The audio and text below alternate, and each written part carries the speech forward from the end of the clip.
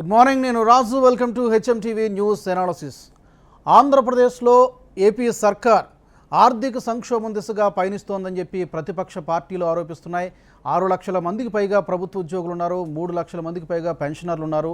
గత కొంతకాలంగా వాళ్ళకి సరైన సమయంలో జీతాలు కానీ పెన్షన్లు కానీ ఇవ్వలేకపోతోంది. ఇది దేనికి సంకేతం అంటూ ప్రతిపక్షాలు పెద్ద ఎత్తున మండిపడుతున్నాయి. మరి దీనికి ప్రభుత్వం ఏం సమాధానం చెప్తుంది? ఆ చర్చలోకి వెళ్లే ముందు ఇవాల్టి ప్రముఖ దినపత్రికలోని టాప్ స్టోరీస్ ఒకసారి చూద్దాం.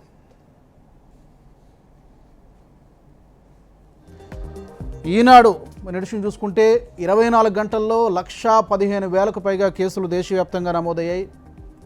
ప్రభుత్వాల్ని ప్రజల్ని కూడా భయభ్రాంతులకు గురి చేస్తుంది. అలాగే ఆంధ్రజ్యోతి నో స్టాక్, అలాగే 5 ఏళ్లలో 1,200 కోట్లు అనే బ్యానర్ ఐటమ్స్ మనకి కనిపిస్తున్నాయి. సాక్షిలో ఒత్తిడి వద్దు, ప్రధాని మోడీ సూచన, మార్కులు మాత్రమే మేధస్సు కొలమానం కాదు అంటూ విద్యార్థులకు సూచించారు.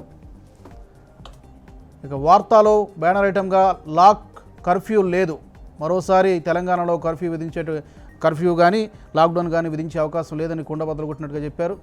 ఇక హెన్స్ ఇండియాలో కూడా కోవిడ్ కేసుల తీవ్రత, ముఖ్యంగా దేశవ్యాప్తంగా మొదటి సీజన్లో కూడా ఇన్ని కేసులు నమోదు కాలేదు. నమస్తే తెలంగాణ, టీడీపీ మాయం, ఉన్న ఒక్క ఎమ్మెల్యే కూడా టీఆర్ఎస్లో చేరిపోవడంతో తెలంగాణలో టీడీపీ భవిష్యత్తు ఏంటనేది ప్రశ్నార్థకంగా మారింది. ఇక మన తెలంగాణలో టీఆర్ఎస్ ఎల్పీలో విలీనం, అదే ఐటమ్ని మరోసారి ప్రస్తుతిస్తూ బ్యానర్ ఐటమ్ మనకు కనిపిస్తోంది.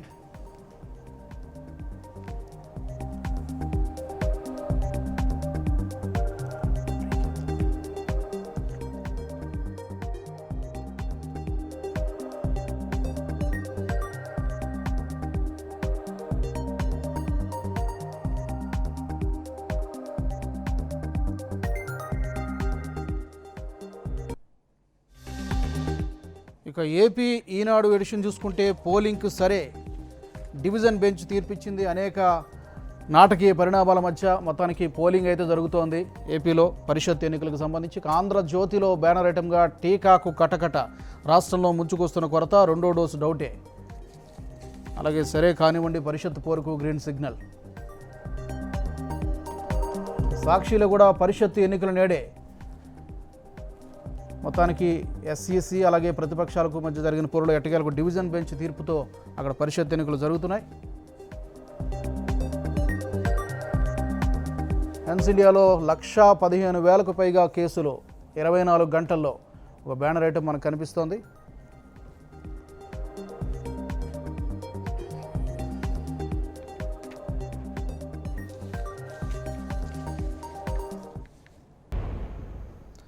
Welcome back. ఆంధ్రప్రదేశ్లో ఆర్థిక సంక్షోభం దిశగా సర్కారు పయనిస్తోందా?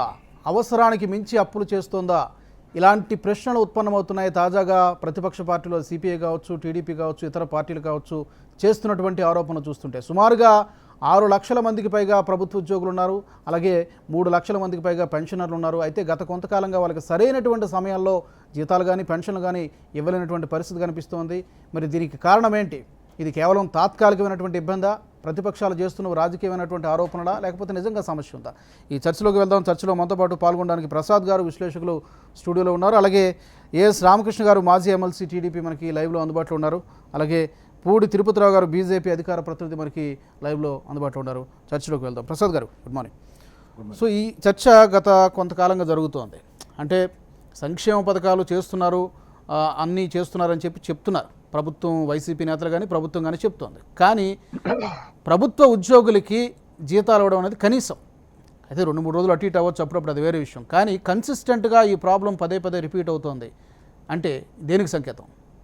ముందుగా హెచ్ఎంటీవీ ప్రేక్షకులకు నమస్కారం అండి. ప్యానల్లో ఉన్న పెద్దలు తిరుపతిరావు గారికి, రామకృష్ణ సార్కి మీకు కూడా నమస్కారాలు అండి.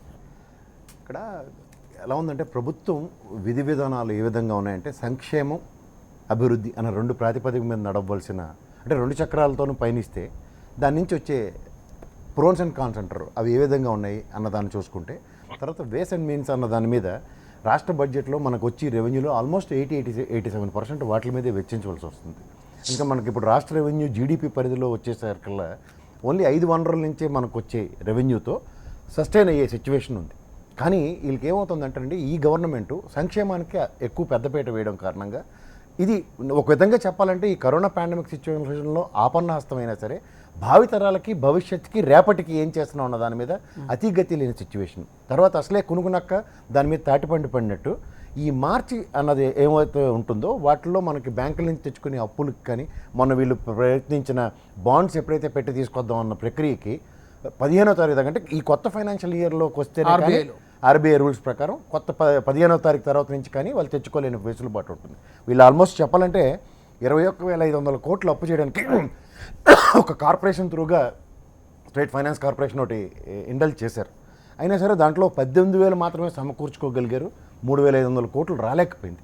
అండ్ మీరు అన్నట్టు 6 లక్షల మంది ఎంప్లాయీస్ ఉండి 3 లక్షల మంది పెన్షనర్స్ ఉండి కూడా ఒక ప్లానింగ్ అన్నది చాలా ఇంపార్టెంట్ అండి. అండ్ మీరు ఇంకోటి చూసుకుంటే ఈ కరోనా పాండమిక్ సిచ్యువేషన్ అనుకోవచ్చు, లేదంటే ఏదైనా రీజన్స్ చెప్పినా సరే స్టేట్ రెవెన్యూస్ ఏ రాష్ట్రమైనా తీసుకుంటే, ఇప్పుడు ముఖ్యంగా మన ఈ తెలుగు రాష్ట్రాలను కనుక తీసుకుంటే వాళ్ళు సంపాదించే 5 వనరులు, అంటే ఉదాహరణకి liquor, petrol and land registrations, RTA వ్యవస్థ అండ్ మున్సిపల్ కార్పొరేషన్ ట్యాక్సెస్ అన్నవి ఈ 5 ప్రాతిపదికలకు తీసుకుంటే గణనీయంగా పెరిగిన రేట్లతో మీరు చూసుకుంటే వాళ్ళకి ఆల్మోస్ట్ ఆల్ వాళ్ళ ఎక్స్పెక్టేషన్స్ రీచ్ అయ్యారని చెప్పొచ్చు. వీళ్ళకి ఏ విధంగానూ లాస్ ఆన్ బడ్జెట్ కూడా ఎందుకు వచ్చింది పరిస్థితి అదే నేను అంటున్నానండి. వీళ్ళకి ఆదాయానికి మించి వ్యయం అన్నదాన్ని ఎలా అంటే సంక్షేమానికి ఎక్కువ పెద్దపీట వేయడం వలన రిసోర్సెస్ లేకుండా ఈసారి మీరు చూసుకుంటే 5 సంవత్సరాల్లో లాస్ట్ ప్రభుత్వం కనుక 1,25,000 కోట్లు అప్పు తీసుకుందనుకుంటే 22 నెలల్లోనే 1,50,000 కోట్లు అప్పు చేశారు. అండ్ దాంట్లో ఏం చేశారంటే ఈసారి రిస్ట్రిక్షన్ ఏమవుతుందంటే టోటల్ జీడిపి మీద 4.4% మనకి వెసులుబాటు ఇస్తున్నారు తీసుకోవడానికి. అందులో ఈ ఫెడరల్ సిస్టంలో ఈ స్టేట్స్కి మీరు అబ్జర్వ్ చేశారో లేదో సెంట్రల్ గవర్నమెంట్ కూడా అదే పరిస్థితికి డ్రైవ్ అవుతుంది. మీరు 74 సంవత్సరాలు రేపటికి వస్తున్న స్వతంత్రామంలో గత ప్రభుత్వాలు అన్నీ కలిపి చేసిన 58 లక్షల కోట్ల అప్పు తీసుకుంటే ఈ ప్రభుత్వం 6-7 సంవత్సరాల సస్టైనిటీ చూసుకుంటే 1,08,000 కోట్లు అప్పు చేశారు. అంటే 1,08,000 కోట్ల అప్పు అంటే 50% అనానమస్గా చేసిన దానికి ఈరోజు రాష్ట్రాలకు కూడా అదే స్థితికి డ్రైవ్ చేస్తున్నారు. అప్పు చేసుకోండి, అప్పుతోనే అప్పు సస్టైన్ చేసుకోండి అన్న పరిస్థితికి డ్రైవ్ అవుతుంటే ఈసారి మాత్రం అనుకుంటారు first ever time they have given కేటగారికల్లీ investment on capital కనుక డ్రైవ్ అవ్వకపోతే 0.5% లాస్ అన్నది ఖచ్చితంగా ఇస్తాం. అంటే రావాల్సిందంటే 42,472 crores రావాల్సిన స్టేట్కి 0.5% లాస్ అయిపోతుంది. Already we are in heavy loss. ఈ విధంగా దాన్ని ఇంకా పెంచుకుంటే అదే అప్పు చేసుకోవడానికి కూడా వెసులుబాటు లేని సిచ్యువేషన్ డ్రైవ్ అవుతుంది. అంటే నువ్వు ఖచ్చితంగా ఈసారి 27,589 కోట్లు ఇన్వెస్ట్మెంట్ ఆన్ క్యాపిటల్ మీద డ్రైవ్ అయితే తీరాలి. అంటే ఏదో ఒక పనికొచ్చిన పని చేయాలని అర్థం. అంటే ఈ పప్పు బెల్లాలు పంచే కార్యక్రమం అంటే దీనికి అదృష్టానికి ఈ ప్రక్రియలో మీరు అబ్జర్వ్ చేయండి. ఈ రోజుతో జరగబోయే ఎలక్షన్స్తోనూ రేపు జరగబోయే తిరుపతి ఎలక్షన్స్తోనూ ఆంధ్రప్రదేశ్ రాష్ట్రానికి ఎలక్షన్స్ అన్న మాడ్యూల్ లేదు కాబట్టి ఈ పప్పు బెల్లాలు పంచే కార్యక్రమం కొంచెం తగ్గుతుందని మాత్రం. కానీ అలా కాదుగా, వీళ్ళు ప్రభుత్వంలోకి వచ్చిన దగ్గర నుంచి కూడా ఏదో ఒక రూపంలో అంటే సంక్షేమ పథకాలు ఇవ్వచ్చండి, దానికి పరిధి ఉంటుంది. Will go in to that మాట్లాడదాం. రామకృష్ణ గారు, ఈ యనమల రామకృష్ణుడు గారు అలాగే కొంతమంది మీ టీడీపీ నేతలు కూడా ఆరోపణలు చేశారు. అంటే ఇదేదో ప్రతిపక్షంలో ఉన్నాం కాబట్టి ఆరోపణలు చేస్తున్నారా లేకపోతే ఏంటి? సరే, నిజంగా వాళ్ళు ఏదో సరైన మార్గంలో వెళ్ళడం లేదు. దీని నుంచి బయటపడాలి, ఈ సంక్షోభం నుంచి బయటపడాలంటే ఒక ప్రతిపక్ష పార్టీగా ఏం చెప్తారు మీరు? అలా కాదండి, ఇప్పుడు ఈ ప్రభుత్వం వచ్చిన దగ్గర నుంచి మనం చూస్తూ ఉన్నాము. కేవలం మళ్ళా వచ్చే ఎన్నికల్లో ఏ విధంగా గెలవాలి అనే దృష్టితోటే ముందుగానే 5 సంవత్సరాలు గెలిచింది లగాయితూ మళ్ళా వచ్చే ఎన్నికల్లో ఎలా గెలవాలి అనేటటువంటి దాన్ని దృష్టిలో పెట్టుకుని మాత్రమే కార్యక్రమాలు నిర్వహిస్తున్నట్టుగా కనిపిస్తుంది. ఎందుకంటే ఇవాళ మనం ఒకసారి పరిశీలిస్తే ఈ రాష్ట్రంలో ఇందాక మీరు చెప్పినట్టుగా దాదాపు 5 లక్షల మందికి పైగా ఉద్యోగస్తులు కానివ్వండి, పెన్షనర్స్ కానీ ఉన్నారు. వాళ్ళకి నెలకు ఎంత జీతం ఇవ్వాలి? నేను ఒకసారి సత్యనారాయణ గారిని, అదనపు ఫైనాన్స్ సెక్రటరీ గారిని అడిగాను, నెలకు ఎంత డబ్బు కావాలి వీళ్ళకి జీతం ఇవ్వాలి అని చెప్పానంటే, అంటే ఆయన అన్నాడు 5,300 కోట్ల రూపాయలు కావాలి. సుమారు 5,300 కోట్ల రూపాయలు కావాలి. నాకు ఆశ్చర్యం వేసింది. ఆ రోజున ఆయన ఇప్పటికి 2,000 సేకరించామండి, 3,000 సేకరించగలమండి, ఇంకో 2,000 ఎట్లా సేకరించాలి అని ఆలోచిస్తున్నానండి అని చెప్పాను అన్నాడు. అంటే ప్రతి నెల కూడా ఊడ్చేటటువంటి కార్యక్రమం.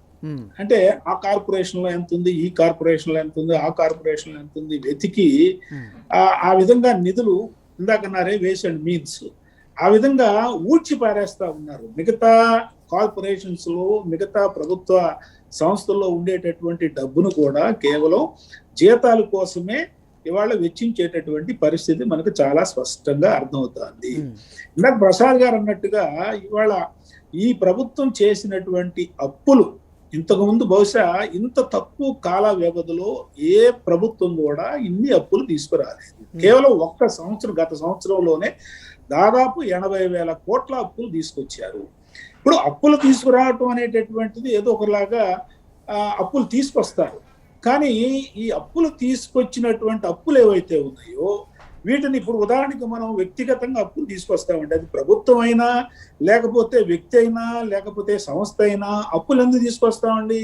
కేవలం ఖర్చు పెట్టడానికి కాదు. ఆ అప్పుల్ని మనం ఎప్పుడైతే తీసుకొచ్చామో జీతాలకి కొంత క్యాపిటల్ ఎక్స్పెండిచర్ అంటే అందుకని కేంద్ర ప్రభుత్వం అనేక సందర్భాల్లో చెప్పింది, మీరు ఆదాయం సంపాదించేటటువంటి మార్గాల మీద మీరు ఇన్వెస్ట్మెంట్ చేయండి అని చెప్పని. ఇవాళ ఈ ప్రభుత్వాన్ని గత 22 నెలలుగా మనం ఒక్కసారి పరిశీలించినట్లయితే సంపదని సృష్టించుకోవటానికి ఏమాత్రం కూడా ప్రయత్నించినట్టుగా కనపడటం లేదు. వీళ్ళకి ఆ ధ్యాస కూడా ఉన్నట్టు లేదు. ఎందుకనంటే ఎంతసేపటికి అప్పు తెచ్చుకోవటం, ఖర్చు పెట్టడం అనేటటువంటి దానికి వీళ్ళు ప్రాధాన్యత ఇచ్చారు తప్ప capital expenditure that is very very important. Investment అనేటటువంటిది చాలా ఇంపార్టెంట్. ఈ రాష్ట్రం దౌర్భాగ్యం ఏంటంటే ఈ రాష్ట్రంలో అసలు ఇన్వెస్ట్మెంట్ పెట్టేవాళ్ళు లేరు. ప్రభుత్వ ఇన్వెస్ట్మెంట్ అంటే పెట్టండి, ప్రైవేట్ ఇన్వెస్టర్స్ కూడా ఈ రాష్ట్రానికి వచ్చేటటువంటి పరిస్థితి లేదు. పైపెచ్చు కరోనా అనేది ఒక పెద్ద దెబ్బ. కాబట్టి ఇవాళ కేవలం జీతాలకే కటకట ఎప్పుడన్నా ఉందండి ఇది ఇక చరిత్రలో 1వ తారీఖు జీతం వచ్చిందని చెప్పానంటే అదో పెద్ద వార్త అయ్యేటటువంటి పరిస్థితి నేను చూస్తా ఉన్నానండి. ప్రతిరోజు ఫేస్బుక్ లో, వాట్సాప్ లో ఒకటి జీతం వచ్చింది అనుకోండి, ప్రతి ఒక్కళ్ళు ఏమని, అయ్యా ఇవాళ మన అకౌంట్ లో మన జీతం డిపాజిట్ అయ్యింది అని చెప్పని పెడతా ఉన్నారు ఎంప్లాయీస్. ఇంతకు ముందు ఈ విధంగా పెట్టేటటువంటి వాళ్ళు కాదు, ఎవరికాళ్ళు పెట్టుకుంటా ఉన్నారు. ఆటోమేటిక్ గా జీతం వస్తుంది కదా, మనం ఇన్ఫర్మేషన్ ఇవ్వాల్సినటువంటి సోషల్ మీడియాలో పెట్టాల్సిన అవసరం లేదు. అంటే రేపు ఏమిటి అనేటటువంటిది ఒక రకమైనటువంటి భయం ఇవాళ ఉద్యోగస్తులు ఉంది. తిరుపతిరావు గారు, ఇక్కడ సంక్షేమ పథకాలు అమలు చేస్తోంది, మంచిదే. సంక్షేమ పథకాలు ఎవరూ తప్పు పట్టలేరు. కానీ అంటే అవసరానికి మించి ఎక్కువగా చేస్తోంది అనేటువంటి విమర్శలు టీడీపీ కానీ అలాగే సిపిఐ లాంటి పార్టీలు చేస్తున్నాయి. మీరేమంటారు? అందరికీ నమస్కారం రాజు గారు. సంక్షేమ పథకాలు అంటే ఇక్కడ రాష్ట్ర ప్రభుత్వం తాలూకా ప్రాధాన్యత ఒకసారి మనం తీసుకుంటే 2019 ఎన్నికలకు వెళ్లే ముందే వాళ్ళు అతి చిన్న మేనిఫెస్టో కేవలం నవరత్నాలు, ఒక కరపత్రం సైజులోనే నవరత్నాలు అని చెప్పి వాళ్ళు మేనిఫెస్టోగా విడుదల చేయడం. ఆ నవరత్నాలు అంతా కూడా కేవలం సంక్షేమ పథకాలే. అంటే జగన్మోహన్ రెడ్డికి ఒక రకమైనటువంటి దృక్పథం ఏంటండి అంటే, ఆ రోజు జగన్మోహన్ రెడ్డి ఎవరు? Question mark because of YS Rajasekhar Reddy. YS Rajasekhar Reddy గారు ఏ విధంగా ప్రజల్లోకి వెళ్ళారు అనేసి అంటే, అప్పుడు ఉన్నటువంటి కాలమాన పరిస్థితుల ప్రకారం, ఆ రోజులో ఉన్నటువంటి పరిస్థితుల ప్రకారం ఆయన సంక్షేమ పథకాల ఆధారంగా ఏదైతే ఆరోగ్యశ్రీ లాంటి ఒక మహత్తరమైనటువంటి పథకం, లేదా 108 లాంటివి, అంటే మనం కొన్ని, అంటే ఇవాళ ఆయన ఏం పొగడాల్సిన పని లేదు, కీర్తిశేషులు మాకు పార్టీకి సంబంధం లేదు. బట్ ఏదన్నా ఒక చారిత్రాత్మకమైనటువంటి నిర్ణయాలు తీసుకునేటప్పుడు మనం ఒకసారి స్పృశించుకోవడంలో తప్పేట్లేదు. అలాంటి కొన్ని పథకాల ఆధారంగా ఆయన ప్రజల్లోకి వెళ్ళినటువంటి నేపథ్యంలో ఆయన మరణానంతరం ఆయన తాలూకా ఛాయ ఏదైతే ఉందో ఆ ఛాయలో వృద్ధి చెందినటువంటి వ్యక్తి జగన్మోహన్ రెడ్డి. క్లియర్ గా తెలుసు ఇది. లేకపోయినా జగన్మోహన్ రెడ్డి ఇన్ని కేసులు, ఇన్ని లక్షల కోట్లు తినేశాడన్నటువంటి ఆరోపణలు మనమే ముద్దాయిగానే చూద్దాం. ఆయన నేరస్తుడని ఆరోపణలు మాత్రమే. ఈ నేపథ్యంలో ఇన్ని సంఘటనల నేపథ్యంలో జైలుకి వెళ్ళి వచ్చి 16 నెలలు జైల్లో ఉండి సరే ఆయనకు ఉన్నటువంటి ఆత్మస్థైర్యం అవన్నీ పక్కన పెడదాం. ఈ నేపథ్యంలో కూడా రాష్ట్ర ప్రజలు సరే తెలుగుదేశం పార్టీ వైఫల్యాల వలన ఆయన వచ్చాడు అనుకుంటే మొత్తం 51% అది మనం లెక్కేయడానికి లేదు. ఇవన్నిటికీ కారణం ఏదైనా ఉందంటే వైఎస్ రాజశేఖర్ రెడ్డి గారి ఛాయలో పెరిగినటువంటి ఒక ఇమేజ్ ఆయన. సో ఆ నేపథ్యంలో ఆయన ఏం చేసుకున్నాడంటే, మొదటిసారి ఓడిపోయిన తర్వాత రెండో పర్యాయం కేవలం 9 నవరత్నాలు, 9 పథకాలు ఆధారంగా నవరత్నాలు చిన్న మేనిఫెస్టోతో వెళ్ళడం జరిగింది. అది ప్రజలు ఆదరించారు. ఆయనకి కానీ నేను ఇందా చెప్పినట్టుగా కాదు సార్, ఆ తెలుగు- స్ట్రైట్ పాయింట్ ఒక్కటే. ఇప్పుడు ఒక్క రాష్ట్రం నిమిషం, ఆర్థిక పరిస్థితి వీళ్ళు ఆరోపిస్తున్నట్టుగా నిజంగానే అంత ప్రమాదకరంగా ఉందా, లేకపోతే పర్వాలేదు ఇవన్నీ కూడా ప్రతి రాష్ట్రానికి అప్పుడప్పుడు తాత్కాలిక ఇబ్బందులుగానే మనం చూస్తారా? అదొకటి చెప్పండి. అదే దా పాయింట్కి వచ్చే ముందు అయితే దాని ఆధారంగా ఖచ్చితంగా రాష్ట్ర ఆర్థిక పరిస్థితి ప్రమాద పంచుల్లో ఉంది. నిన్న కేంద్ర ప్రభుత్వం కూడా హెచ్చరించినటువంటి విషయం, ఆస్తులపై దృష్టి పెట్టండి. మీరు ప్రతి 3 నెలలకు ఒకసారి సమీక్ష చేస్తాము. ఒకవేళ ఈ సమీక్షలో గనక చేయకపోతే రుణ పరిమితిలో కోత, ఏదైతే FRBM-లో కోత కూడా విధిస్తామని చెప్పేసి నిన్న కేంద్ర ప్రభుత్వం హెచ్చరించిన విషయాన్ని మనం ప్రముఖ పత్రికల్లో మీరు రాష్ట్ర ప్రభుత్వాన్ని బాగానే హెచ్చరిస్తున్నారు కానీ కేంద్ర ప్రభుత్వాన్ని ఎవరు హెచ్చరిస్తారు అది చెప్పండి సార్ కొంచెం. చెప్తాను సార్ ప్రసాద్ అది గారు. మళ్ళీ వేరే అది మళ్ళీ వేరే సమస్య. రైట్, తిరుపతిరావు గారు మనం డిబేట్ కొనసాగించే ముందు ఒక చిన్న బ్రేక్ తీసుకుందాం. మనకు చర్చలో అద్దేపల్లి శ్రీధర్ గారు జాయిన్ అయ్యారు, వైసీపీ అధికార ప్రతినిధి. ఆయన దగ్గరికి వెళ్లే ముందు ఒక చిన్న విరామం తీసుకుందాం. Stay with us.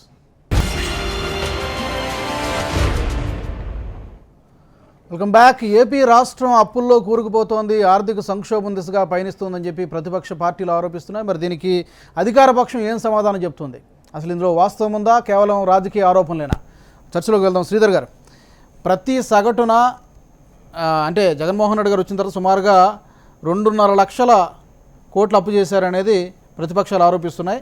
సగటున ప్రతి స్టేట్లో ప్రతి ఒక్కరి మీద 70,000 అప్పు ఉందనేది వాళ్ళు ఆరోపిస్తుంది. ఇందులో వాస్తవమేనా ఏంటి? వాస్తవం కాదండి.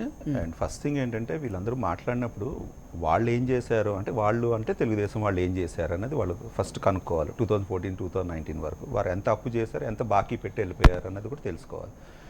ఈ స్టాటిస్టిక్స్ కరెక్టా కదా? కాదు, ఓపెన్ ఫస్ట్ లైన్ చెప్పిన కాదు. Okay, done. రెండోది ఏంటంటే సెంట్రల్ గవర్నమెంట్ అయిన బీజేపీ ఏ విధంగా రాష్ట్రాలు సహకరిస్తున్నది 6 సంవత్సరాలు అంటే NDA 1 NDA 2 ఏ విధంగా రాష్ట్రాలంటే ఉట్టి ఆంధ్రప్రదేశ్ కదా అన్ని రాష్ట్రాలకి ఏ విధంగా సహకరిస్తున్నది. బీజేపీకి వచ్చేటప్పుడు పిక్ అండ్ చూస్ మెథడ్లో రాజకీయం అన్న బేసిస్ మీద రాష్ట్రాలకు సహకరిస్తున్నది.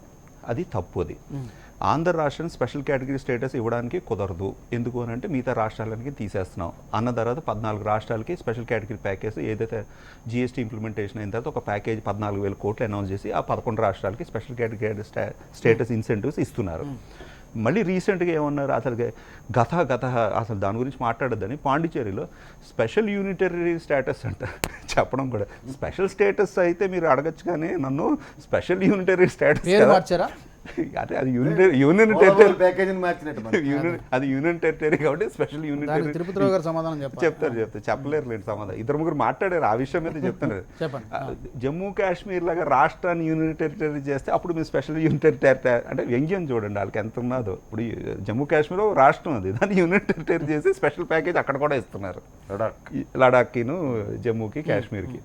తర్వాత ఎప్పుడప్పుడు వాళ్ళు వీలుని బట్టి రాజకీయంగా లబ్ధి చేకున్న రాష్ట్రం చేస్తారు. ఈరోజు ప్రధానంగా అంశం ఏంటంటే యాక్చువల్గా అయితే ఆంధ్ర రాష్ట్రంలో ఎలక్షన్స్ జరుగుతున్నాయి. Actually I'm against you also.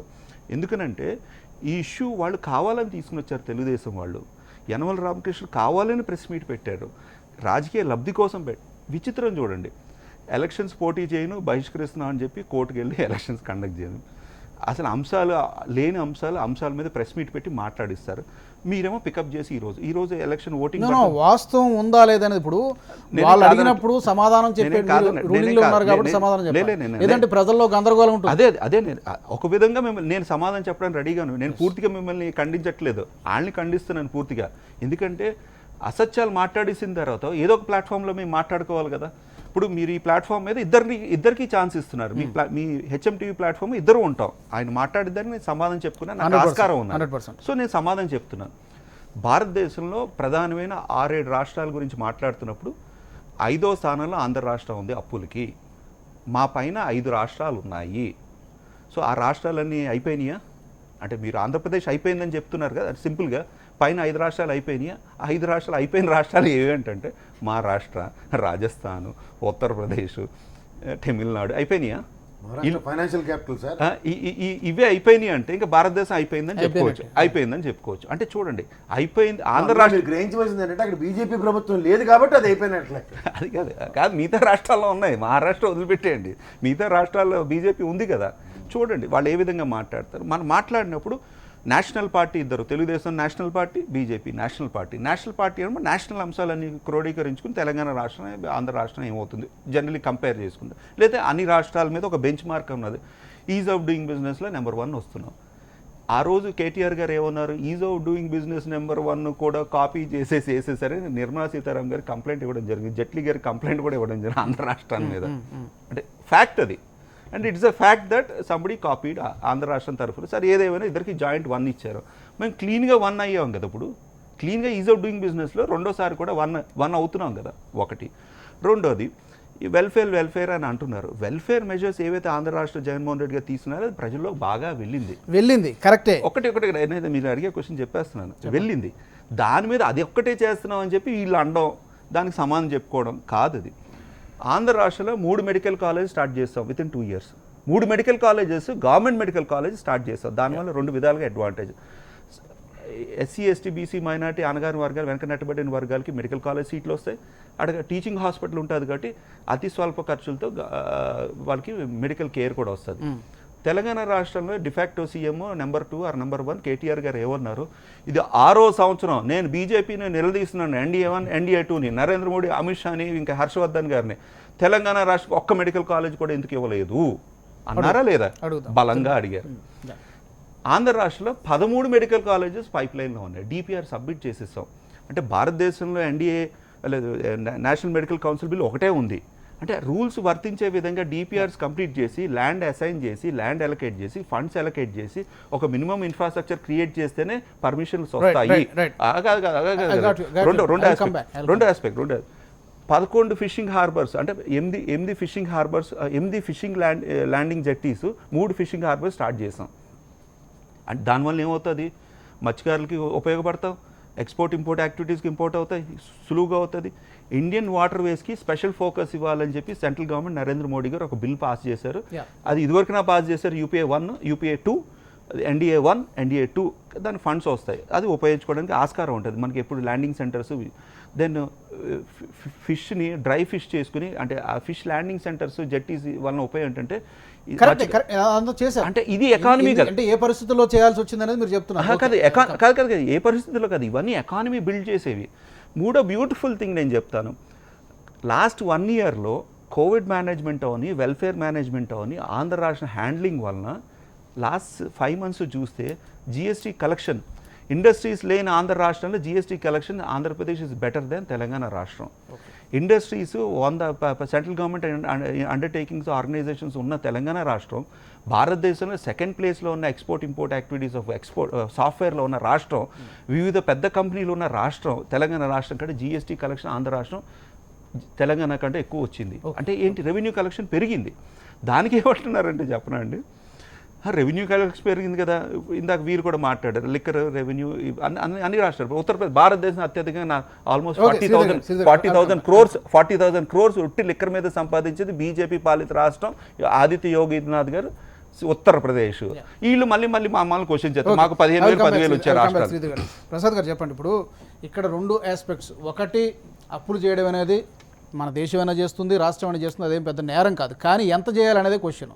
రెండోది, సంక్షేమ పథకాలు అన్ని రాష్ట్ర ప్రభుత్వాల్లో ఉంటే దాన్ని కూడా తప్పు పట్టాల్సిన పని, కానీ ప్రతిదానికి ఒక పరిధి ఉంటుంది, ఒక లిమిట్ ఉంటుంది. ఆ లిమిట్ దాటితే ఒక సెట్ అయింది, అది ఒక ఫైనాన్షియల్ క్రైసిస్కి దారితీస్తుంది అనేది వాళ్ళ ఆరోపణ. ఈ రెండిట్లో ఎంతవరకు ఉంది? అవసరానికి మించి చేస్తోందా ఏపీ, లేదంటే పరిధికి లోబడి చేస్తోందా? పరిధులు నిర్ణయించబడ్డాయి కాబట్టి పరిధులు దాటో పరిధులు లోపో అన్నది చెప్పలేని పరిస్థితి ఉంది. ఇందాక శ్రీధర్ అన్నట్టు సహకరిస్తున్నారా, సహాయ నిరాకరణ చేస్తున్నారా అన్నది సెంట్రల్ గవర్నమెంట్ కనుక చూసుకుంటే, ఈ GST కలెక్షన్స్లోనూ అట్లనే highest from the AP state ఇస్తున్నా సరే, మనకు రావాల్సిన రెవెన్యూ మనకు సక్రమంగా వస్తే నువ్వు సంక్షేమ పథకాలు, అభివృద్ధి 2 ప్యారల్గా జరుగుతాయి. అసలు ఫస్ట్ ఆఫ్ ఆల్ నీకు GST పక్కన ఇప్పుడు తెలంగాణ ప్రభుత్వం కానీ, ఇక్కడ ఉన్న ఆంధ్రప్రదేశ్ ప్రభుత్వం కానీ, మిగిలిన రాష్ట్రాలు other than 18 states of BJP కాకుండా మిగిలిన వాళ్ళందరూ గలవెత్తి చోటుంది అరుస్తుంది ఏంటంటే, బాబు మా GST బకాయిలు మాకు ఇవ్వండి, మాకు రావాల్సిన రాష్ట్ర నిధులు ఏమున్నాయో సక్రమంగా ఇవ్వండి అని.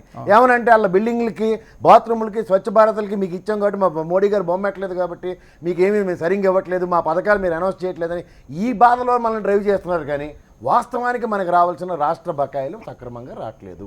తర్వాత పరిధులు నిర్ణయించే కేంద్ర ప్రభుత్వం వాళ్ళు పరిధులు దాటి చేస్తున్న అప్పులకి మాత్రం ఎవరు నిర్దేశిస్తారో దిశానిర్దేశం ఎవరికి అర్థం కావట్లేదు. అర్థం కాని ప్రక్రియలు ఏమవుతుందంటే, వాళ్ళు చెప్పినట్టు ఆత్మనిర్భర్ భారత్ ప్యాకేజీలు కానీ ఇవేవైతే ఉన్నాయో వీటిల్లో రావాల్సినవి ఏ రాష్ట్రానికి కూడా సక్రమమైన వాటా రాని కారణంగా వాళ్ళు భయంకరమైన సిచ్యువేషన్స్లో డ్రైవ్ అవుతూ వాళ్ళకున్న పరిధుల్లో ఏం చేస్తారు ఇంకా లాస్ట్కి మనకి అనౌన్స్ చేసిన ప్యాకేజీలోనే ల్యాండ్లు కూడా అమ్మే పరిస్థితికి డ్రైవ్ అవుతున్నారు. ఇంకా ఆదాయ వనరులు సమకూర్చలేని పరిస్థితి రాష్ట్రాలకి ఎవరికి చేస్తారు? లాభం ఉన్న పిఎస్లు మీరు అండ్ అది ఇంక వాళ్ళు ఏమంటే ఇంకా నేను ఇంకొక చిన్న ఉదాహరణ చెప్పదలుచుకున్నాను. ఈ ప్రభుత్వాలకి అంటే భూమి అన్నదాన్ని ఒక ప్రాతిపదిక తీసుకుంటే నేను ఒకటి కౌలుకి ఇస్తాను, 5 ఏళ్ళ పాటు కౌలు చేయరా బాబు అని. కౌలు వాడు సక్రమంగా నాకు పే చేయలేక లాస్ట్ ఇయర్ వాడు ఏం చేయబోతున్నాడంటే నా భూమి అమ్మేసి డబ్బులు ఇస్తాను అంటున్నాడు. ఒరిజినల్గా భూమి హక్కుదారుని నేను ఏ విధంగా అమ్మిస్తాను అంటే గత ప్రభుత్వం ఏదైతే ఉందో వాళ్ళు కౌలు సరిగ్గా చేయని కారణంగా వాళ్ళ పక్కన కూర్చోబెట్టి కొత్త కౌలుదారికి ఇస్తే ఈ కొత్త కౌలుదారు ఏంటంటే మొదటికే మోసం చేసి ఉన్న భూమిని అమ్మే ప్రక్రియకి దావతం చేస్తాడంటే ఆశ్చర్యకరంగా లేదు. ఏమనంటే ఆత్మనిర్భర్ భారత్ ప్యాకేజ్ లో భూమి అన్నది అనౌన్స్ చేశారు, అది ఎవరికి వినబడలేదు. అశ్వత్థామ అతకుంజరలాగా ఆ పాయింట్ మన తిరుపతిరావు గారు చెప్పండి. ఇప్పుడు జిఎస్టీ బకాయిలు కావచ్చు, లేకపోతే ఆంధ్రప్రదేశ్ రాష్ట్రానికి రావాల్సిన ఇతర ఆర్థిక సహాయం కూడా ఇది ఏది చేయకుండా చేయాల్సిన వస్తుంది, అవి ఇవ్వకుండా ఉంది కాబట్టే ఇక్కడ కొన్ని అప్పులు చేయాల్సి వస్తుంది అనేది అధికార పక్షం చెప్తున్నటువంటి మాట. ఏం చెప్తారు? ముందుగా ప్రసాద్ గారు ఏమన్నా వైసీపీ కండువా కప్పుకొని కూర్చున్నారా? ఎర్ర షర్ట్ వేసుకొచ్చిన కమ్యూనిస్ట్ కూడా అని సార్ ఏం పర్లేదు. కాదు జనరల్లీ మనం అనుకోకూడదండి. ఆయన ఒపీనియన్ చెప్పారు, కొన్ని నాకు అగేన్స్ట్ గా నేను ఒక రాష్ట్ర పౌరుడండి తిరుపతిరావు గారు, నాకు అగేన్స్ట్ గా ఉండొచ్చు, అంత మాత్రం వైసీపీ లేకపోతే టీడీపీ అనకూడదు. మీరు సమాధానం చెప్పండి తిరుపతిరావు గారు. చెప్పిన దాంట్లో వాస్తవం ఉందా లేదా? ఇబ్బంది ఏం లేదు. తిరుపతిరావు గారు నా ఆక్రందన వినండి సార్, మీరేం అనుకోకండి. గత ప్రభుత్వంలోనూ ఆంధ్ర రాష్ట్ర పౌరుడిగా నేను మోసపోయిన దానికి నేను మాట్లాడుతున్నాను సార్. సమాధానం మీరు అర్థం చేసుకోండి. తిరుపతిరావు గారు మీరు చెప్పాల్సింది ఒకటి జిఎస్టీ బకాయిలు కానివ్వండి, రాష్ట్రానికి రావాల్సిన ఇతర ఆర్థిక సహాయం కానివ్వండి కేంద్ర ప్రభుత్వం చేస్తోందా, ఒకవేళ చేయలేకపోతే ఎందుకు చేయలేదు అది చెప్పండి. రాజుగారు చెప్పండి. వాళ్ళిద్దరూ మీరు అడిగిన దానికి తప్పిస్తే మిగతావన్నీ సమాధానాలు చెప్పి కేంద్ర ప్రభుత్వం అయితే మళ్ళీ మాకు ఛాన్స్ ఇవ్వండి సార్.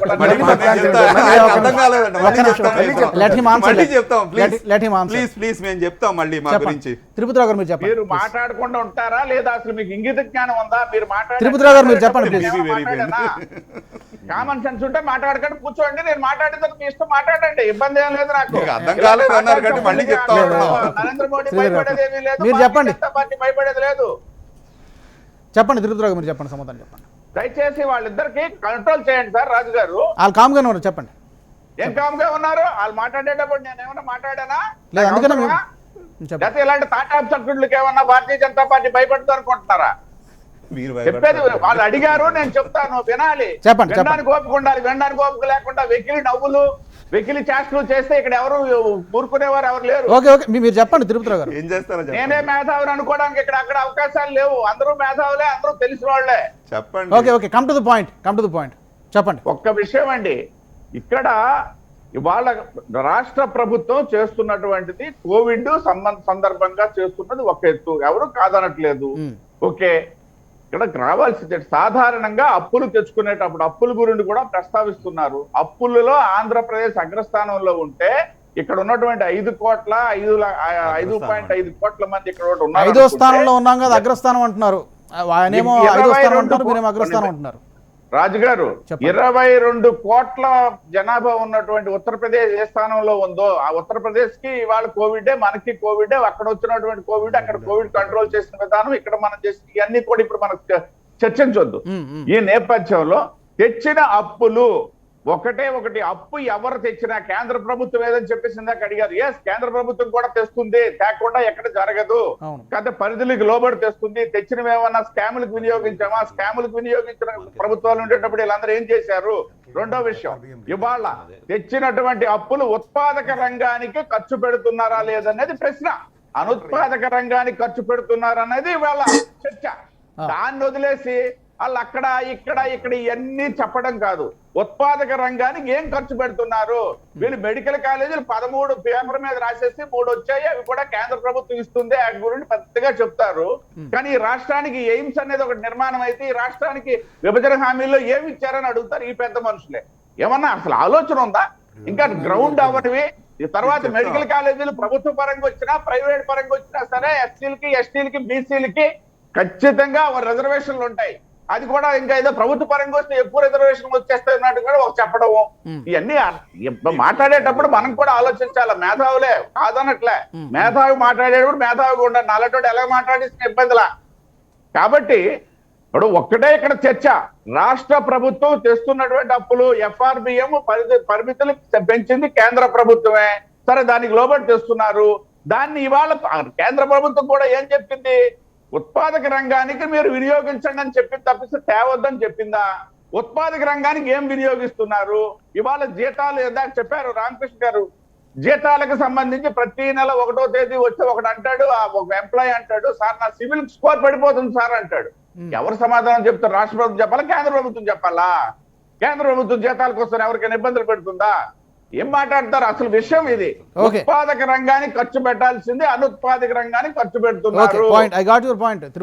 దాని మీద వెళ్లాల్సినటువంటి చర్చ ఎక్కడెక్కడో జమ్మూ కాశ్మీర్ ప్రతిపత్తి గురించి, లడాక్ ప్రతిపత్తి గురించి, లేకపోతే అయిపోయినటువంటి అంశం క్లియర్ గా చెప్పాము. చదువుకోండి రండి బాబు ఏదైనా వచ్చేటప్పుడు అని చెప్పి అది వదిలేస్తారు. మిగతా విషయాలన్నీ మాట్లాడతారు.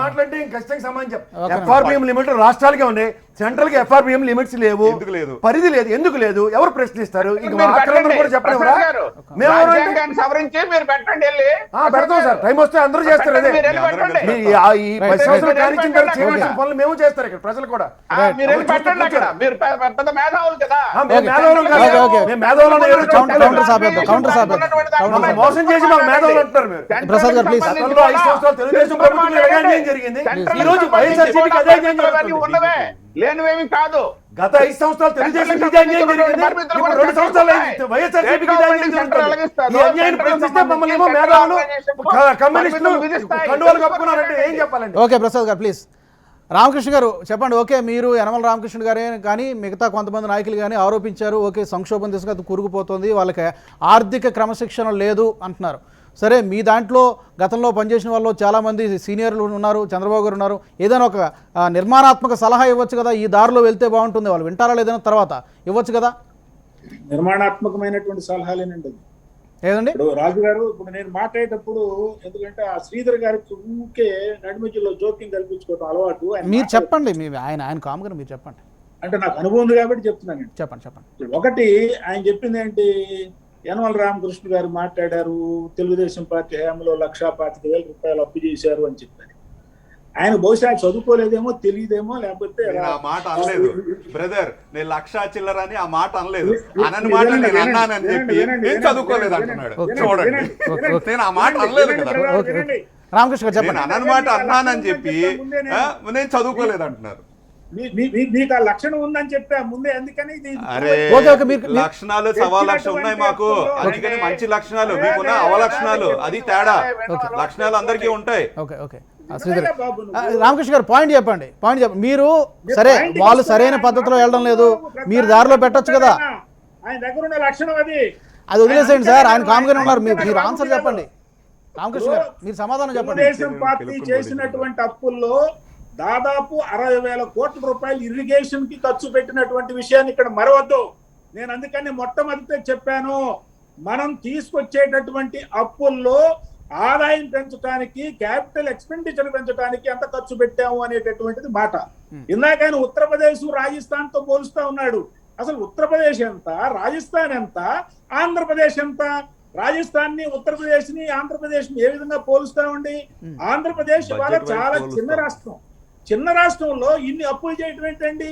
అప్పులు చేసిన తర్వాత మనం ఏ విధమైనటువంటి ఉత్పత్తి కారకాల ద్వారా మనం సాధించినటువంటి ఆదాయం ఎంత? ఇవాళ చూడండి, అనేక సందర్భాల్లో ఇంటర్నేషనల్ కాన్ఫరెన్సెస్ లో కూడా చాలా సందర్భాల్లో ఆర్థిక నిపుణులు ఏం చెప్తున్నారు అంటే సస్టైనబుల్ డెవలప్మెంట్ గురించి మాట్లాడుతూ ఉన్నారు.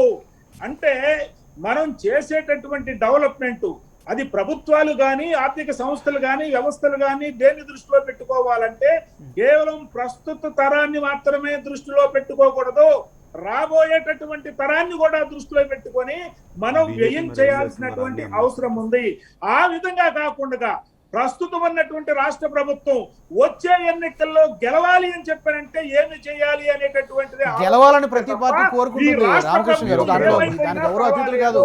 ఈ రాష్ట్ర గెలవాలని ప్రతి పార్టీ నాశనం కోరుకుంటుంది. అయిపోయినా పర్వాలేదు అనేటటువంటి పద్ధతుల్లో ఈ రాష్ట్ర ప్రభుత్వం ఉన్నటువంటి అప్పు తెచ్చినటువంటి డబ్బును కూడా కేవలం నవరత్నాలు అమలుపరచడానికి మాత్రమే ఖర్చు పెడుతుంది తప్ప ఉత్పత్తి పెంచడానికి ఆదాయం పెంచడానికి ఏ మాత్రం కూడా ఖర్చు పెట్టడం లేదు. ఇంకా ఈజ్ ఆఫ్ డూయింగ్ బిజినెస్ గురించి ఆయన మాట్లాడుతూ ఉన్నారు. ఈజ్ ఆఫ్ డూయింగ్ బిజినెస్ సాధించింది ఎవరండి? అది చంద్రబాబు నాయుడు గారు ఉన్నప్పుడు సాధించింది. అది మీరు కొట్టి వెళ్తా ఉన్నారు ఆ యొక్క దీన్ని. కాబట్టి అప్పుడు చేసిన ఎఫర్ట్ ఇప్పుడు ఫలితాలు వస్తున్నాయంటారా? అప్పుడు చేసిన అనేటటువంటిది చాలా అధ్వానంగా ఉన్నది అనేటటువంటి చాలా వాస్తవం అండి. ఎందుకంటే ఎప్పుడైనా ఈ పరిస్థితి వచ్చిందా? జీతాలకి కటకట అనేటటువంటి పరిస్థితి వచ్చిందా? ఇప్పుడు 22 నెలల్లోనే ఈ పరిస్థితి ఉంటే రాబోయేటటువంటి రోజుల్లో ఇంకెంత దుర్మార్గమైనటువంటి పరిస్థితి ఉందో మనం ఆలోచించాలి. ఎందుకంటే రాష్ట్ర ప్రభుత్వంలో ఉన్నటువంటి మంత్రులు కానీ ఇవాళ మనం ఆలోచిస్తే అన్ని మాఫియాలు, ప్రతి పనికి డబ్బులు కావాలి, ఇసుకు డబ్బులు కావాలి, సిమెంట్ కి డబ్బులు కావాలి, మద్యానికి డబ్బులు కావాలి. విపరీతమైనటువంటి అవినీతి పెరిగిపోయిందండి. ఎందుకంటే వీళ్ళ నాయకుడే అవినీతి ముఖ్యమంత్రి. వ్యక్తిగత ఆరోపణలు వద్దండి, చెప్పాల్సినటువంటి అవసరం లేదు. సిస్టమ్ మీద, పాలసీస్ మీద మాట్లాడదాం. వ్యక్తిగత ఆరోపణలు వద్దు. రైట్, రామకృష్ణ గారు కమ్ బ్యాక్. డిబేట్ కొనసాగించే ముందు ఒక చిన్న బ్రేక్ తీసుకుందాం. న్యూస్ అనాలిసిస్ లో stay with us. Welcome back to HMTV news analysis. Andhra Pradesh రాష్ట్రం అప్పుల్లో కూరుకుపోతోందనేది ప్రతిపక్షాలు చేస్తున్నటువంటి ఆరోపణ. అయితే ఈ అప్పులు చేయడానికి గల కారణం గత ప్రభుత్వ విధానాలని చెప్పి ప్రస్తుతం అధికార పక్షంలో ఉన్నటువంటి వైసీపీ పెద్దలు అలాగే వైసీపీ నేతలు చెప్తున్నారు. చర్చలోకి వెళ్దాం. ప్రసాద్ గారు, ఇక్కడ ప్రభుత్వ ఉద్యోగులు మాత్రమే కాదు, పెన్షనర్లు మాత్రమే కాదు, కాంట్రాక్ట్ ఎంప్లాయీస్ ఉంటారు, అవుట్సోర్సింగ్ ఎంప్లాయీస్ ఉంటారు, చాలామంది ఉంటారు. వాళ్ళు అయితే నెలల తరబడి పెండింగ్ ఉన్నాయనేది చాలామంది చెప్తున్నటువంటి మాట. అందులో కొంత వాస్తవం ఉండొచ్చు. ఎందుకంటే ఈ పరిస్థితి నుంచి ఎలా బయటపడాలి? కారణాలు ఏమైనా కావచ్చు. కేంద్ర ప్రభుత్వం ఇలా చేసింది, గత ప్రభుత్వాలు ఎలా చేసే, సరే ఓకే అదంతా గతం. ఇప్పుడు ఏం చేయాలి? ఇప్పుడు ఏం చేయాలంటే మీకు అదే చెప్తున్నాను. రోకల్లో బుర్ర పెట్టిన తర్వాత ఇప్పుడు ఏం చేయాలంటే ఏం చేయాలి? బాగుతుంది వేరేవాడు కదా, బాధించుకుంటుంది రాష్ట్ర ప్రజలు, దేశ ప్రజలు. నేను చదువుకున్న చదువులో దేశంను ప్రేమించమన్నా దేశంకి నువ్వేమి ఇస్తున్నావు అన్నదే చదువుకున్నాను నేను. ఇక్కడ వచ్చేసరికి ఏమవుతుందంటే దిశ నిర్దేశించేది దేశ ఔన్నత్యమైన పార్లమెంటరీ వ్యవస్థ. ఆ పార్లమెంటరీ వ్యవస్థ విధించింది ఏంటి? జిఎస్టీ. నీకు రావాల్సిన 10 రూపాయలు ఒకసారి వస్తే ఖర్చు పెట్టే ప్రక్రియ ఒక విధంగా ఉంటుంది. 10 రూపాయలని రోజుకు రూపాయి చెప్పని ఇస్తూ 15 ఇన్స్టాల్మెంట్లు ఇస్తూ దీని మీద ఇంట్రెస్ట్కి అతిగతి లేని స్థితిలో రాష్ట్రాలను డ్రైవ్ అవ్వమంటే అప్పు చేయక ఇంకేం మార్గం ఉంటుంది? రాష్ట్రాలను అప్పు చేయమన్నదే దేశం. ఏది? ఎఫ్ఆర్బిఎం పరిమితులు పెంచుతూ అప్పులు చేయమంటుంది. రెండోది, మీరు అన్నట్టు ఈ బకాయిలతో పాటు 1,00,000 కోట్ల దగ్గర కాంట్రాక్టుల పేమెంట్లు కూడా ఉన్నాయి. ఈ 6 లక్షల మంది ఉద్యోగులు, 3 లక్షల మంది పెన్షన్దారులు, ఇవన్నీ కాకుండా ఇప్పుడు ఏమవుతుంది? ఫైనాన్షియల్ ఇయర్ ఎప్పుడైతే 31 మార్చికి ఎండ్ అయ్యిందో రేపు 15వ తారీఖు దాకా వెసులుబాటు లేదు మళ్ళీ అప్పు చేయడానికి. ఇది అంతర్గతంగా జరిగేది కూడా చర్చనీయాంశం కింద వచ్చింది. ఎందుకు వచ్చింది?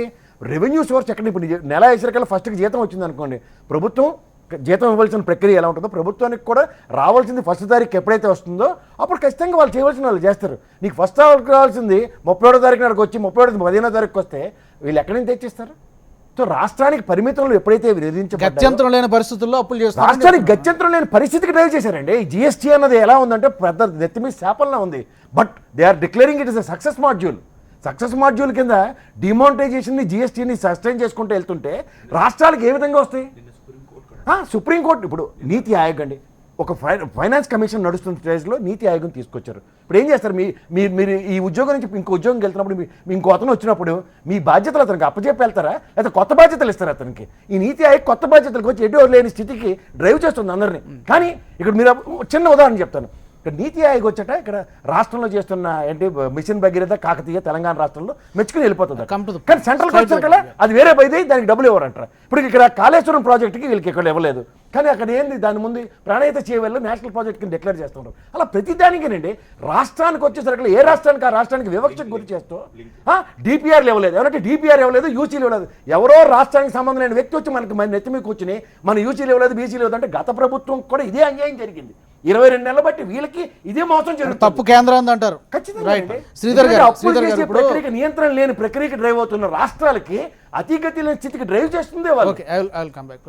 శ్రీధర్ గారు, ఇక్కడ ఇన్ని ఆరోపణలు చూస్తున్నప్పుడు, ఇంత రచ్చ జరుగుతున్నప్పుడు ఒక శ్వేతపత్రం రిలీజ్ చేయొచ్చుగా. అసలు ఎంతవరకు ఈ జగన్మోహన్ రెడ్డి గారు వచ్చిన తర్వాత ఎంత అప్పులు చేశారు, ఎంత ఆదాయం వచ్చింది, అసలు గత ప్రభుత్వం నుంచి మీకు హ్యాండ్ ఓవర్ చేసేటప్పుడు రాష్ట్ర ఆర్థిక పరిస్థితి ఎలా ఉందనేది ప్రజలకు ఒక స్పష్టత ఇవ్వచ్చు కదా. చేస్తున్నారు, కాదంటే ఏ పరిస్థితుల్లో సువర్ణ అవకాశం మిస్ అయ్యారు.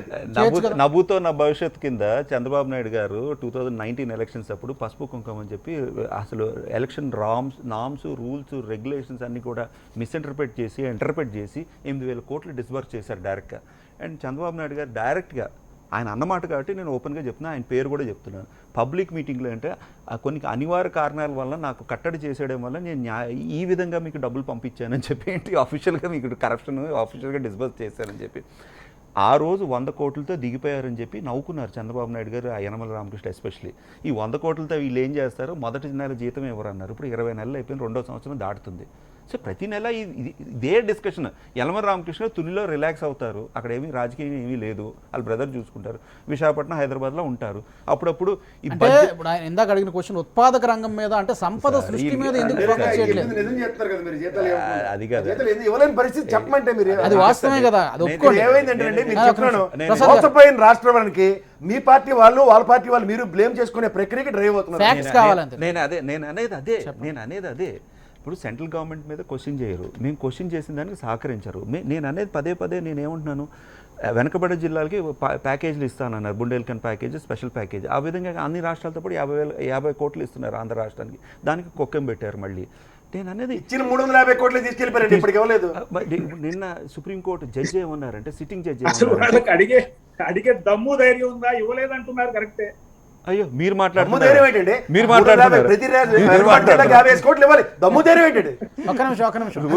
చాలా ఆశ్చర్యస్పదంగా ఉంది. మీరు అండం ఏంటి, అది ఇవ్వాల్సిన బాధ్యత వాళ్ళ మీద ఉంటే ఇచ్చింది పట్టుకెళ్ళిపోతే మీకు దమ్ము ధైర్యం లేదు అడగడానికి. 350 కోట్లు వెనక పట్టుకెళ్ళిపోతే అప్పుడు మీకు దమ్ము లేదు అడగడానికి. రాష్ట్ర ప్రజలు ఎవరు కొట్టారు? ప్రసాద్ గారు రామకృష్ణ గారు చెప్పండి. అదే మళ్ళీ కాదు, ఇందాక పెద్ద పాలసీలు రూల్స్ అన్ని రెగ్యులేషన్స్ అని చెప్పారు. ఆయన అలా మాట్లాడతారు మధ్యలో, తప్పు, చాలా తప్పది. హెచ్ఎంటీవీని మోసం చేస్తున్నారు, నా టైం దోచేయడానికి మోసం చేస్తున్నారు వాళ్ళిద్దరు కలిసి. ఎక్కడ మధ్యలో నాకేం ఫ్రెండ్ గా సార్ మీరు, చాలా ఇంపార్టెంట్. మన ఇద్దరికి ఫ్రెండ్షిప్ ఫ్రెండ్షిప్ ఆన్ ప్రిన్సిపల్స్ అండి. We are friendship on principle, we talk on principles and policies. రాజకీయ పాలసీల మీద మాట్లాడుతున్నప్పుడు దాని మీద మాట్లాడదాం. ఫైనాన్షియల్ పాలసీస్ మీద మాట్లాడుతున్నప్పుడు రాష్ట్రాలు 17-18 సార్లు ఇన్స్టాల్మెంట్లు జీఎస్టీ ఇచ్చారు. రాష్ట్రాలు ఏ విధంగా రెవెన్యూ వస్తుంది. రెండో అంశం ఏంటంటే 42% భారతదేశంలో middle class, upper middle class poor అయ్యారని చెప్పి ఇది భారతదేశంలో 42%. అంటే ఈ విధంగా ఎందుకు దిగజారిపోయింది భారతదేశం మొత్తం? అంటే భారతదేశం మొత్తం దిగజారినప్పుడు ఆంధ్ర రాష్ట్రంలో కొంతమంది ఉంటుంది టోటల్గా ఇంపాక్ట్. మేము మా సాయశక్తిలో మేము ట్రై చేసి న్యాయబద్ధంగా ఏది చేయాలో అవి చేస్తున్నాము. మీరు పోలవరం ప్రాజెక్టు ఎవరికి వర్తిస్తుంది? Srikakulam, Vizianagaram, Visakhapatnam, east Godavari, west Godavari. అక్కడి నుంచి గోదావరి నీళ్ళు కృష్ణా నదిలో వేస్తే Krishna, Guntur, Telangana, Rayalaseema lift irrigation fight చేసి తెస్తున్నాం కదా. రాయలసీమ లిఫ్ట్ ఇరిగేషన్ వల్ల ఎవరు? తెలంగాణ జిల్లాలకు ఉపయోగపడుతుంది, బట్ రాయలసీమ ప్రధానమైన 4 జిల్లాలకు ఉపయోగపడేది రాయలసీమ లిఫ్ట్ ఇరిగేషన్. అంటే ప్రధాన అంశాల మీద మేము డెఫినెట్గా చేస్తున్నాం. ఈ అంశాలన్నీ చేయడం వల్ల డెఫినెట్గా జీఎస్టీ ఇంప్రూవ్ అవుతున్నది. ప్రూఫ్ ఏదే చెప్తున్నాను కదా, తెలంగాణ రాష్ట్రం, ఆంధ్ర రాష్ట్ర ఎకానమీ బెటర్గా ఇంప్రూవ్ అవుతున్నది. కేంద్ర ప్రభుత్వ విధానాల వల్లే ఈ పరిస్థితి దాపురించింది రాష్ట్రం. ఎందుకంటే ప్రైమ్ సీట్లో మీరు కూర్చున్నారు కాబట్టి మీరు డిఫైన్ చేసేటువంటి పాలసీస్ కావచ్చు, ఆర్థిక విధానాలు కావచ్చు, వీటన్నిటి మీద రాష్ట్రాల పరిస్థితి కూడా ఉంటుందని చెప్తున్నారు. చివరిగా ఏం చెప్తారు మీరు? ఓకే, కాసేపు అంగీకరిస్తామండి, నేను అంగీకరిస్తాను. కేంద్ర ప్రభుత్వ విధానాల వల్లనే ఈ రాష్ట్రాలు ఇవన్నీ, లేకపోతే ఈ రాష్ట్ర ప్రభుత్వం ఏదేదో చేసేసేది. అయితే ఈ రాష్ట్ర ప్రభుత్వానికి మాత్రం వచ్చిన తర్వాత 6 నెలల్లో ఇప్పటి వరకు కోవిడ్ వర్తిస్తుంది. అది కేంద్ర ప్రభుత్వానికి కోవిడ్ లేదు, ఎందుకంటే దేశవ్యాప్తంగా ఎక్కడ కోవిడ్ లేదు కదా. రెండవది, ఒకవేళ అదే వీళ్ళు అన్నట్టుగా జిఎస్టీ బకాయిలు అనేసి అంటే వీళ్ళకేమన్నా ఒక రూలు, లేకపోతే ఉత్తరప్రదేశ్కి ఒక రూల్ ఉందా? ఉత్తరప్రదేశ్తో కంపేర్ చేస్తారు, మిగతా రాష్ట్రాలకు ఇచ్చి ఏమన్నా ఆంధ్రప్రదేశ్కి ఇవ్వట్లేదా? ఇవ్వకపోతే ఈ ముఖ్యమంత్రి ఎందుకు అడగట్లేకపోతున్నాడు? అడిగినట్లయితే మేము కూడా సపోర్ట్ చేస్తాం. ఇవాళ జిఎస్టీ బకాయిలు ఇవ్వలేదని చెప్తున్నారు.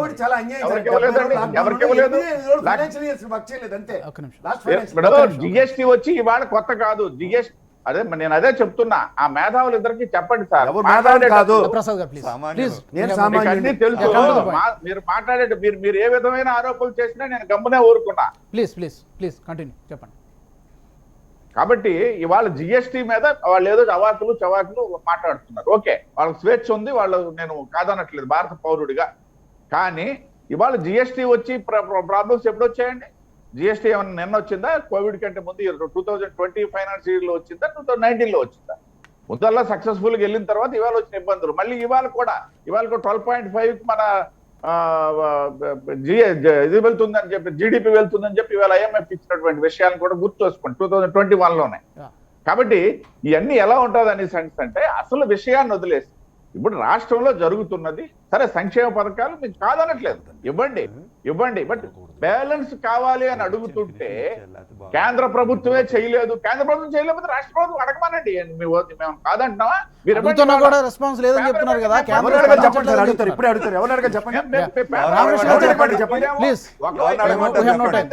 ముఖ్యమంత్రి సార్ రాజు గారు, ఒకవైపు ఏమో ముఖ్యమంత్రి పోలవరం ప్రాజెక్టు నిధులు కొరతలేదు, కేంద్ర ప్రభుత్వం పూర్తిగా సహకరిస్తుందని అసెంబ్లీ సాక్షిగా చెప్తారు. అదేపల్లి శ్రీధర్ గారు వచ్చి ఇక్కడ పోలవరం ప్రాజెక్టు ఏమి అవ్వట్లేదు. మాట్లాడద్దండి. సమయం లేదు. ప్రసాద్ గారు, శ్రీధర్ గారు, రామకృష్ణ గారు, you want to say something క్లుప్తంగా, టైం లేదు. ఒక మాట మీకు ఒక మాట చెప్తానండి. జగన్మోహన్ రెడ్డి గారి యొక్క ఒక అవగాహనే తప్పండి. ఎందుకంటే ఆయన హిందుస్థాన్ టైమ్స్ కి ఇంటర్వ్యూ ఇస్తూ పెద్ద నగరాల కంటే చిన్న నగరాలే మనకు మేలు అని చెప్పారు. కానీ ప్రపంచంలో అది కాదు, లేటెస్ట్ ఏదో బ్రేకింగ్ చెప్పినట్టు పాత చింతకాయ పచ్చడి లేటెస్ట్ గా లేటెస్ట్ గా లోకేష్ ఏమన్నాడు, ఏమన్నాడు మాట్లాడారు రామకృష్ణ గారు. మా సీఎం మన సీఎం గురించి మీరు చెప్పాలా? నేను చెప్తాను మా సీఎం గురించి, మన సీఎం గురించి. మీరు మాట్లాడే మాట అవసరం లేదు. మీకు ఏదైనా స్టాండ్ ఉందా? తిరుపతిలో స్టాండ్ ఉందా? ఎలక్షన్ మీద స్టాండ్ ఉందా? జడ్పీ కమిటీ ఎలక్షన్స్ ఏమన్నారు? సింగిల్ జడ్జ్మెంట్ ఇచ్చినట్టు నా వల్లే వచ్చింది. రైట్ శ్రీధర్ గారు, సమయం లేదు. ప్రసాద్ గారు, శ్రీధర్ గారు, రామకృష్ణ గారు, అలాగే తిరుపతిరావు గారు, ధన్యవాదాలు. Thank you. Thank you very much for joining us. అది అప్పులు చేస్తున్నాం కానీ రాష్ట్ర అభివృద్ధి కోసం మాత్రమే అన్ని రాష్ట్రాలు చేస్తున్నాయి, అందులో భాగంగానే మేము కూడా చేస్తున్నాం. అయితే దీనికి కారణం గత ప్రభుత్వ విధానాలు కొంతవరకు కారణమైతే కేంద్ర ప్రభుత్వ విధానాలు కూడా కొంతవరకు కారణమని చెప్పి వైసీపీ అంటుంది. మరి చూడాలి ఏం జరుగుతుందో అనేది, రాష్ట్రం ఏ దిశగా ముందుకెళ్తున్నది. ఇది ఇవాల్టి చర్చా కార్యక్రమం. Keep watching HM.